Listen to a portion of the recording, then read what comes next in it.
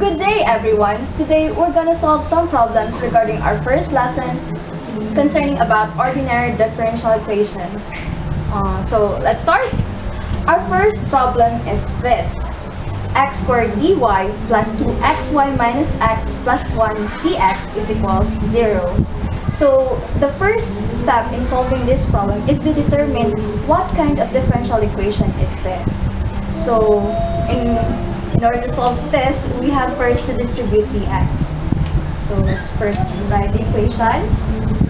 Square dy plus 2xy dx minus x dx plus dx equals 0.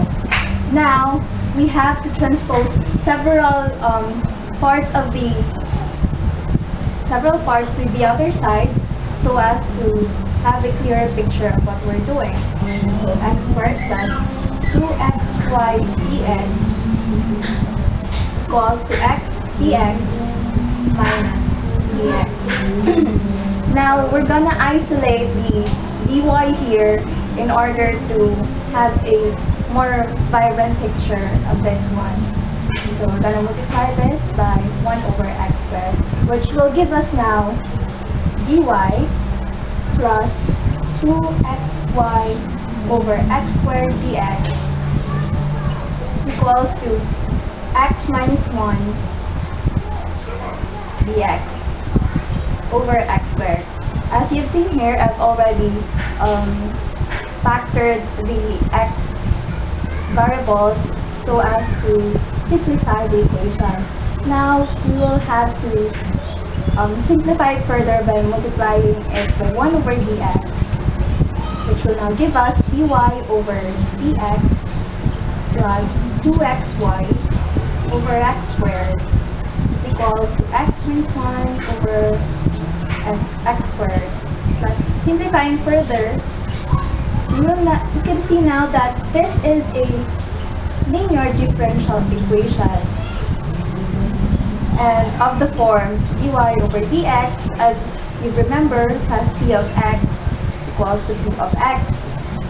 So we have to find now our integrating factor, and since dx is our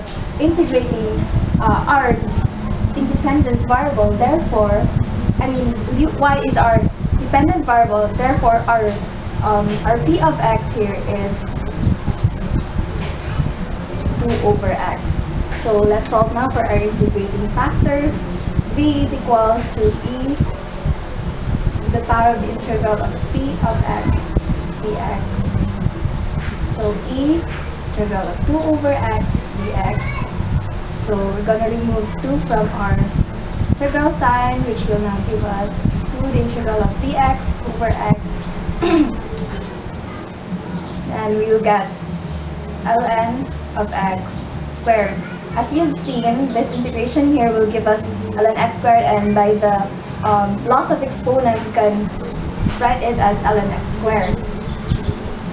And further simplification, our integrating factor is just x squared. So now we're gonna go back to this part of the equation and multiply this one with our integrating factor. So dy over dx plus 2y over x plus x minus 1 over x squared, multiply it by x squared, and this will give us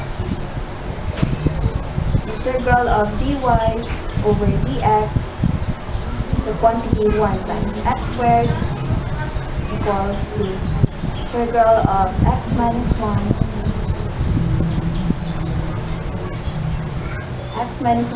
dx.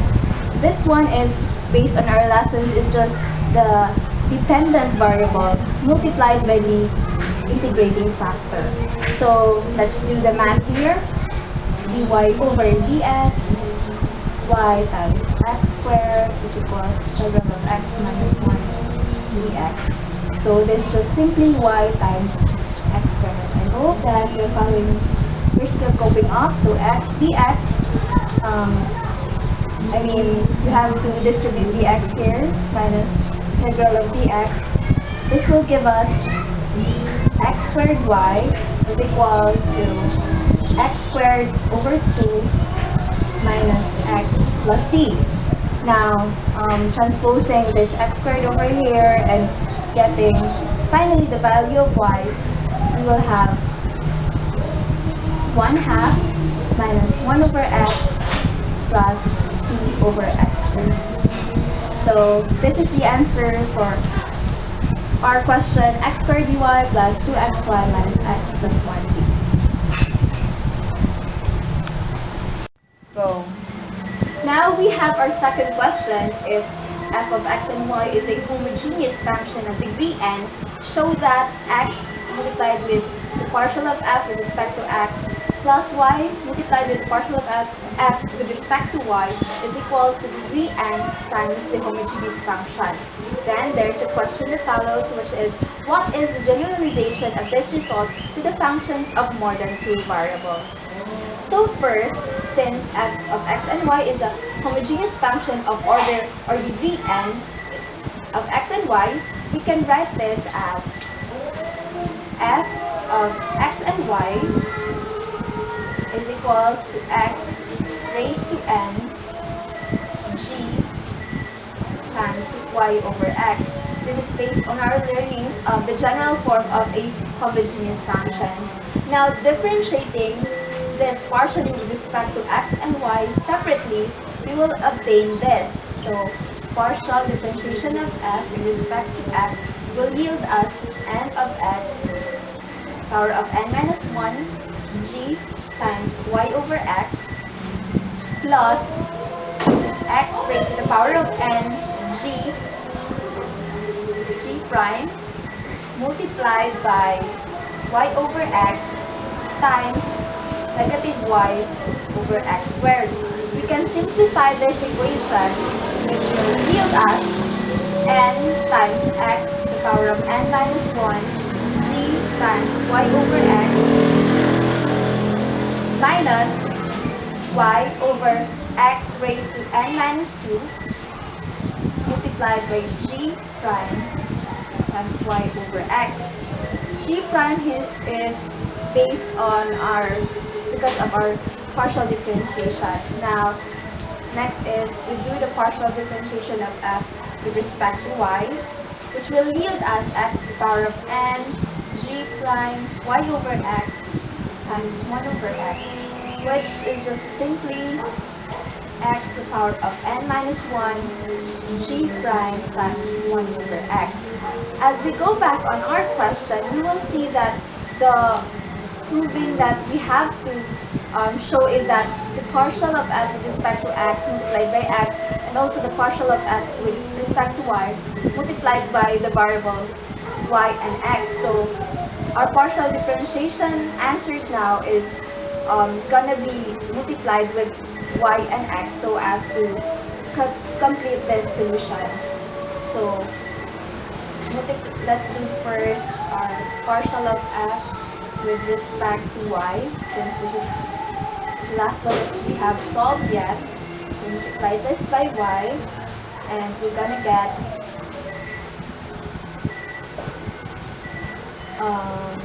y x n minus 1 g prime of y over x. Here, so this is y partial of f respect to y. So the other one will also yield us x partial of f with respect to x. Recall our answer to partial differentiation a while ago, which is this one. This will now yield us n multiplied by x to the n g y over x minus y x n minus 1 g prime times y over x. I hope that you've been following my solution all throughout. So now we're gonna combine these two forms, this answer to our y times the partial differentiation of f with respect to y, and this x partial differentiation of x with respect to x.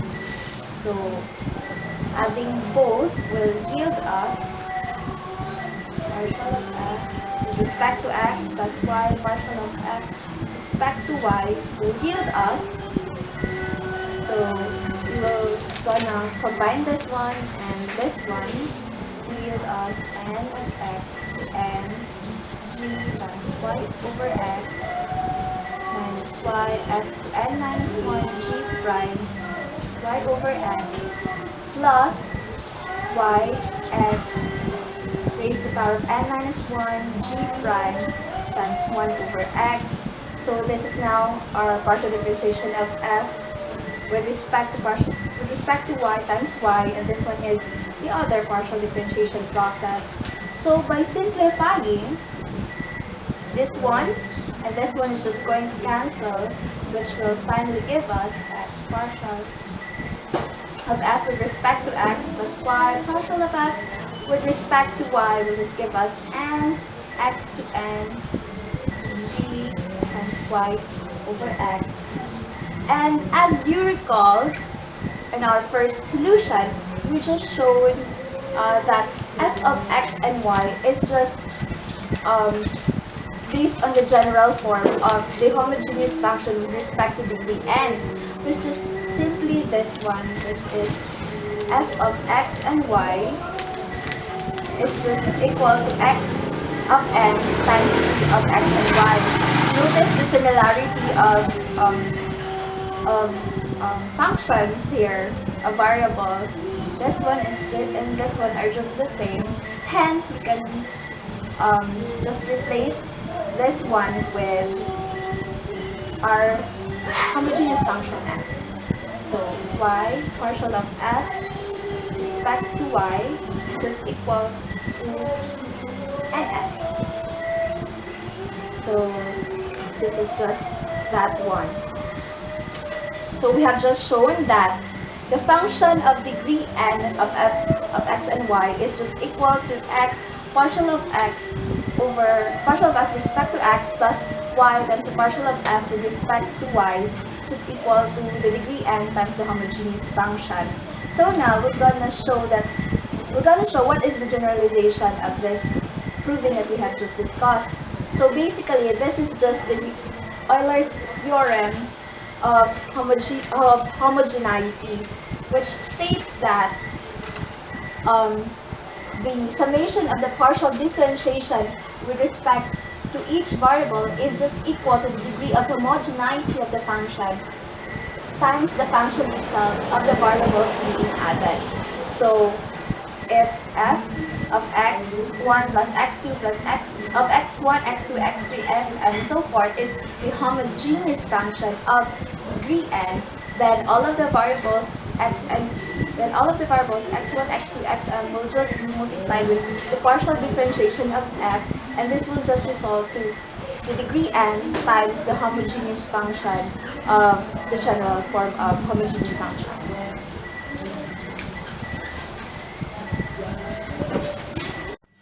So this is our next problem. We have to solve the differential equation of yx dy plus the quantity y squared plus 2x squared plus 2 dx is equals to 0. So first, we're gonna manipulate this equation in order for us to determine what kind of first-order differential equation are we dealing with. So yx dy plus y squared plus 2x squared plus 2 dx equals to 0. So first, we're gonna distribute dx, this quantity, to give us plus y squared dx plus 2x squared dx plus 2 dx equals to 0. So we're going to transpose these two terms on the other side of the equation for us to give a clear picture and to simplify visually our problem.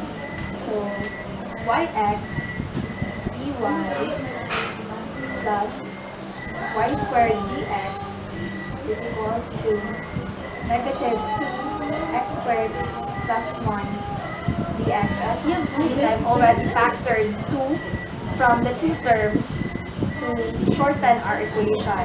So I'm gonna isolate dy in this equation by multiplying it by 1. And this will give us dy plus y squared over xy dx is equals to negative 2 x squared plus 1 over xy dx.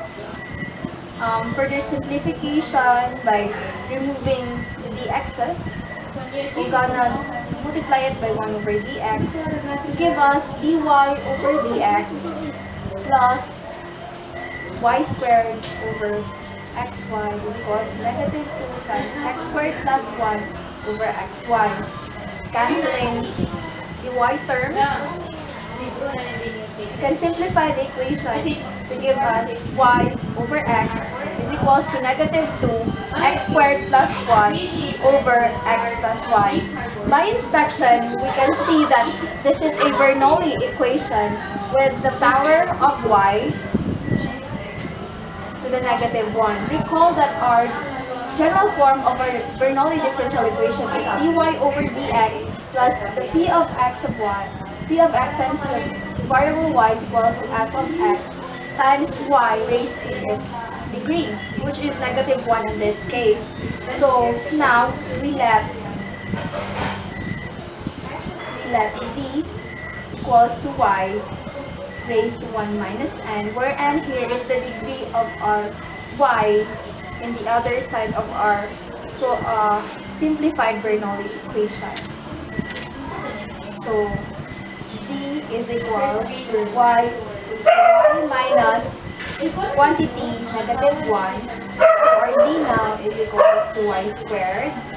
Then our dz now is equals to 2y dy, and transposing 2 on the other side, dz over 2 is equals to y dy.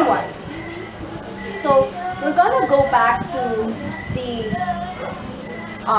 equation here, in which we have already transposed and distributed our dx, which is this equation. So we're gonna copy this one, because we're gonna use that equation to continue our solving process. So x y dy plus y squared dx is equals to negative 2 quantity x squared plus 1 dx. In here, we're gonna multiply our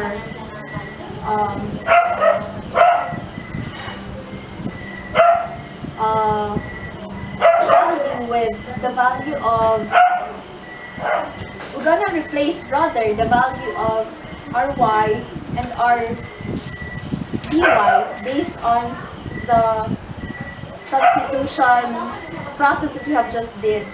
So this will actually yield us yx dy plus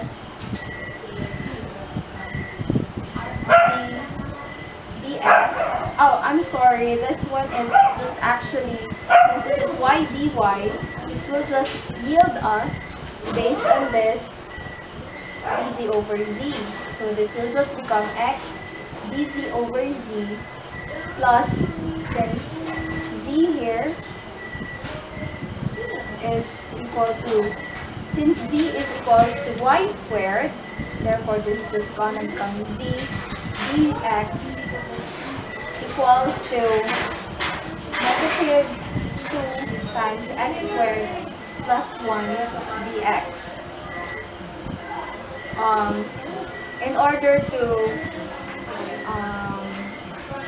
simplify this equation, we're gonna isolate dz here by multiplying this by 2 over x to give us dz plus 2z over x dx equals to negative 4 quantity x squared plus 1 over x dx. Removing the dx's by multiplying by 1 over dx, we can simplify the equation by dz over dx plus 2z over x equals to negative 4 x quantity x squared plus 1 over x. So now, this is already a linear differential equation, and we can now proceed with the normal process of solving for a linear differential equation. So first, we're going to determine our integrating factor,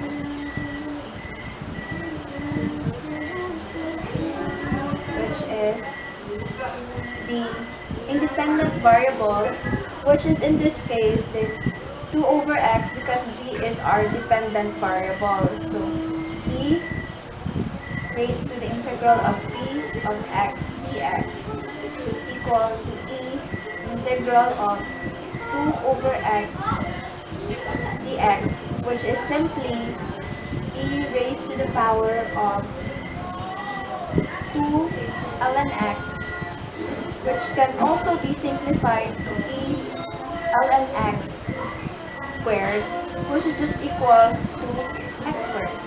So our integrating factor now is just equal to x squared. So multiplying this with the linear equation that we have just solved earlier, we'll get dz over dx plus 2z over x equals to negative 4 times x squared plus 1 over x, multiplied by our integrating factor, which is x squared. We would get integral of dz over dx of x squared times d equal to negative 4 integral of x times x squared plus 1 dx. Because as you've seen, multiplied x squared on this side of the equation too. So based on our knowledge of linear differential equation, this is just our integrating factor multiplied by the dependent variable. So this will give us dx squared is equal to this is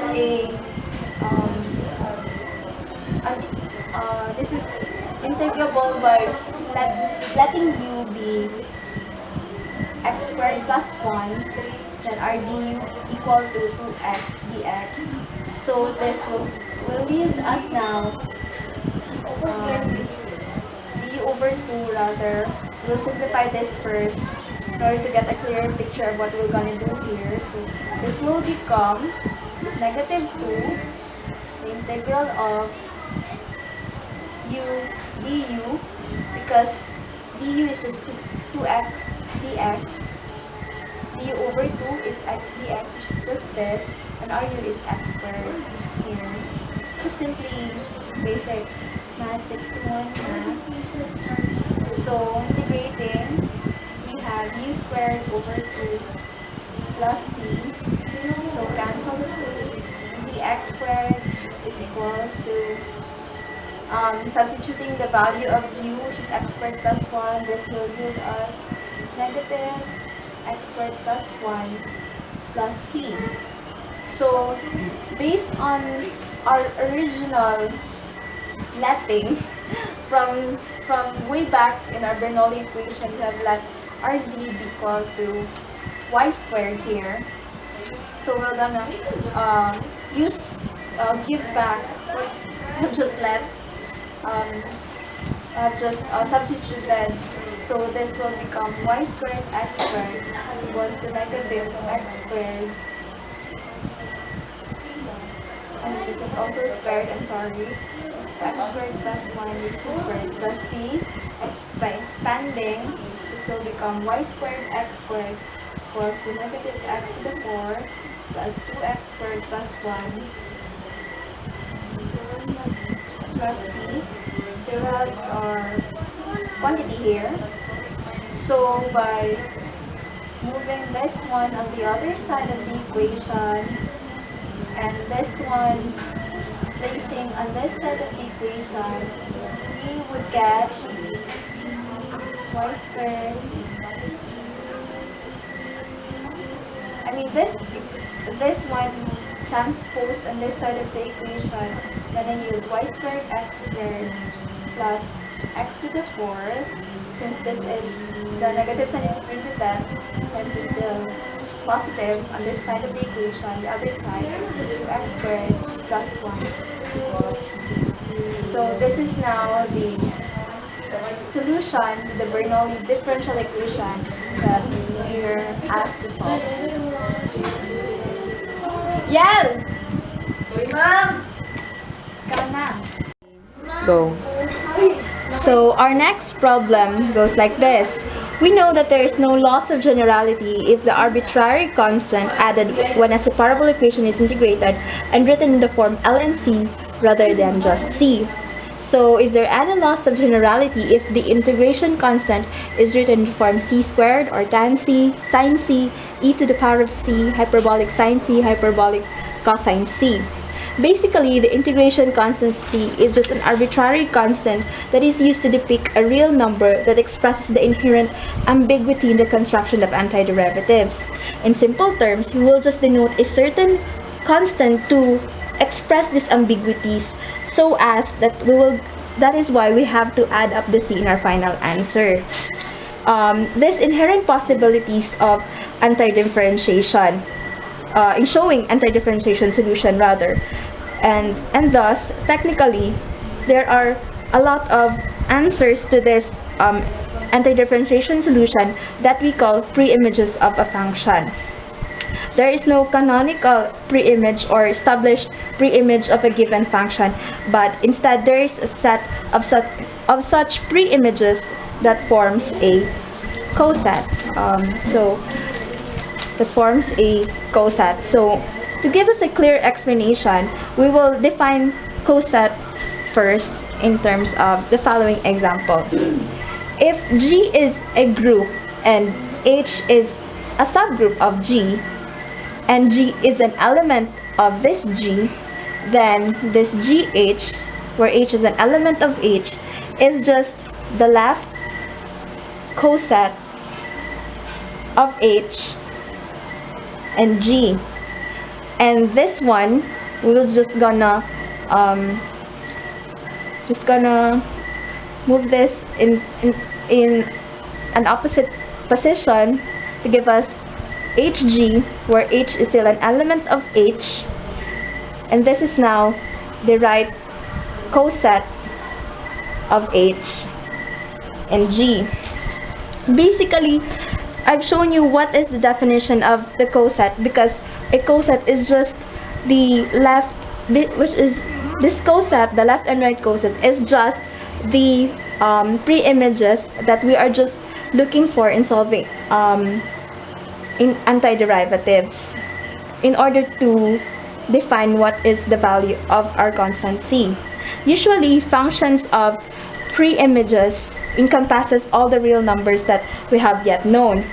Thus, we can conclude then that whatever form c may have, as long as it's a real number in the sense of the value will not affect the integration answer, then there is no loss of generality of the constant, the integration constant that we are solving. Hence, whatever it is, whether it's c squared, tan c, sin c, e to the c, hyperbolic sin h, or hyperbolic cosine c, it will not affect our answer as long as it's sine, and if it's still a real number, similar to the integration answer that we have just solved. So our last problem here is an application problem which composed of a draining problem plus an enthalpy problem. An enthalpy, by the way, is the internal energy plus the pressure times volume of the mixture or the substance or material that we're dealing with. So we have here a tank with negligible heat capacity, which is insulated, that contains 3 pounds of brine solution at temperature TO. So at temperature TA, hot brine solution comes in at the rate of 8 pounds per minute, and after some time, it goes out as a brine solution of B pound per minute with temperature of TB, where A is not equal to B. So let's review our given. A is the rate of the hot brine at T is equals to TA, B is the rate of the brine at T is equals to TB, and TO is the initial temperature of the brine. We're also given a specific heat, which is 1, and a heat equation which is H is equals to P plus A minus B times T multiplied by the change in temperature plus HO. We will use this later. So, we recall that H is equals to MC delta T. H here is our enthalpy, which I have just discussed the meaning earlier. And now we were going to use the heat equation to understand what is really happening inside our system. So, this one, so we will add up the enthalpy in the system after and before the release of the brine solution. So, P plus A minus B times T times HO based on our heat equation gives us the original heat temperature at TO.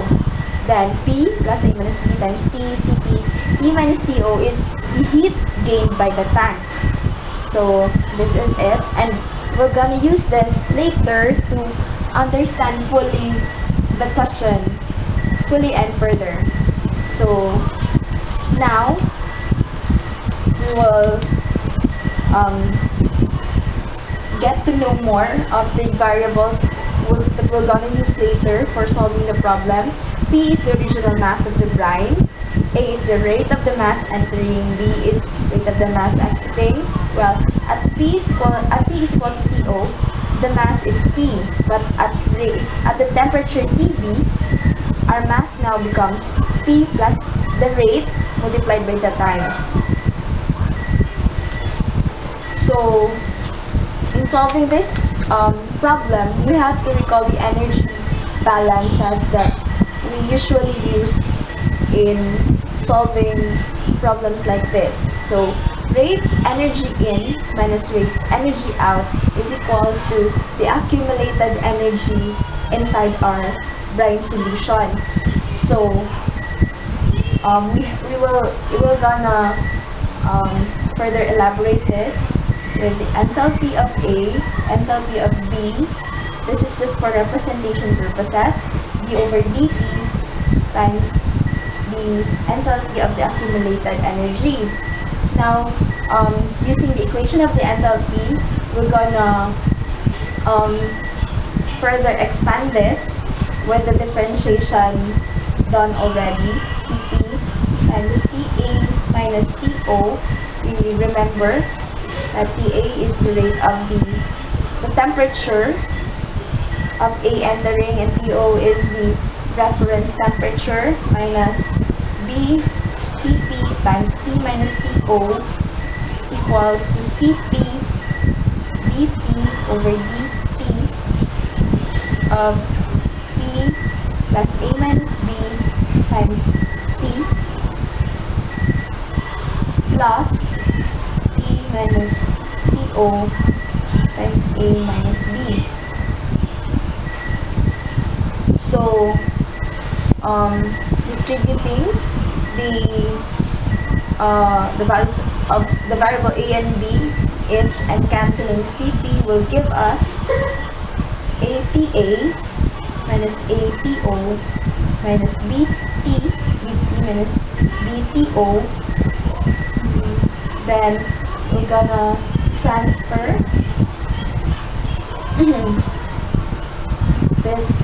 this one to the other side, this variable, so as to retain the other side of the equation. So, minus T minus TO, this is this one, we got constant here. So, times A minus B equals to P plus A minus B times T, the derivative of this. Gosh, derivative of that. Sorry. So now we're gonna cancel the things which. So and also this one by multiplying this will cancel along with this, and this one. And this will just give us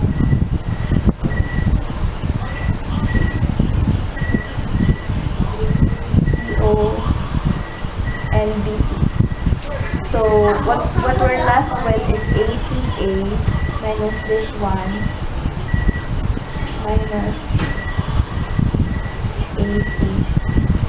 Because ATO will cancel, by the way. Forgot the L. Equals to P plus A minus B times P dt over dt. So we're gonna extract A here. This will leave us minus P equals to P plus A minus B P dt over dt. Over small t, of course. So as you can see, we finally got a separable differential equation. So we're gonna integrate this by transposing to further solve this equation. So the integral of dt over p plus a minus b equals to dt over a times ta minus c. I hope that you follow this. I have just placed this below and dt at the top, with this at the bottom. So cross multiply only. Go. So we're gonna transpose this part, the other side, and distribute all terms with each other. So we'll have this, and finally we're gonna cancel the similar terms, similar but opposite in sign terms. PO. So we're just left with ATA. This will not cancel, by the way, my bad. So ATA minus AC is equals to P plus A minus B dt over dt, small t. Then, after this, we will gonna simplify further to give us this, which is now a separable differential equation. After which, we're gonna transpose this on the other side. We're gonna cross multiply both so as to give us the following format. This one, integral of dt, p plus a minus bt was the integral of dt over a times ta minus c. So now we let u be p plus a minus b times c. du is this. So transposing just to get dt.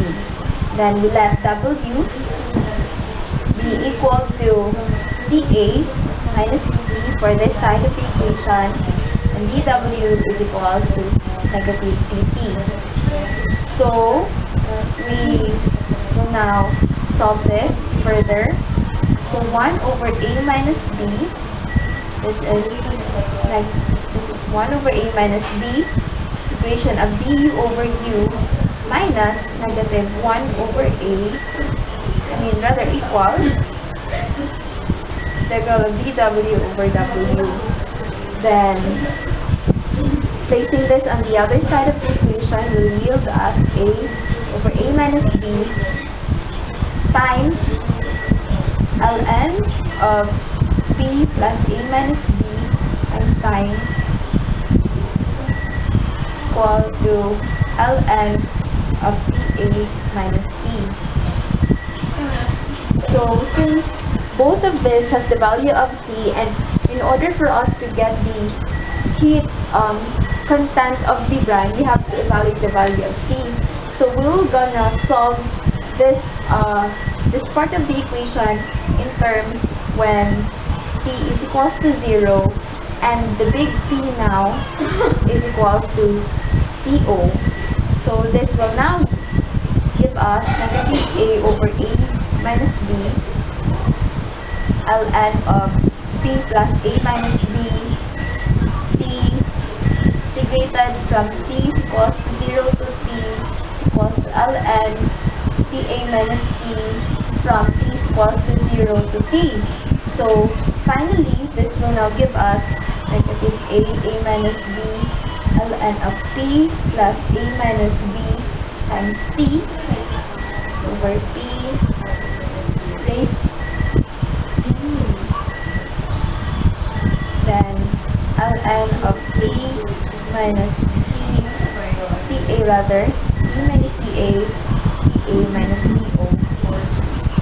Then, removing the natural logarithm, this will give us,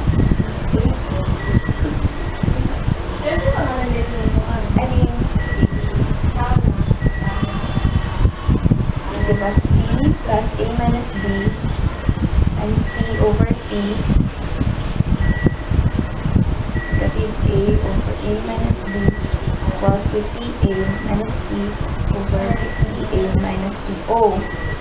Then, now we're gonna transpose TA minus TO on the other side of our equation for simplification purposes, plus A minus B E times T raised to the power of negative A over A minus B equals TA minus T. So, transposing TA on the other side and simplifying further, this will give us T is equals to TA minus TA minus TO times 1 plus A minus B C times T raised to the power of negative A, which is A minus B. So, finally, this is the temperature of the heat content. This is the heat content, the notation with respect to the temperature of the heat content that's right in the tank.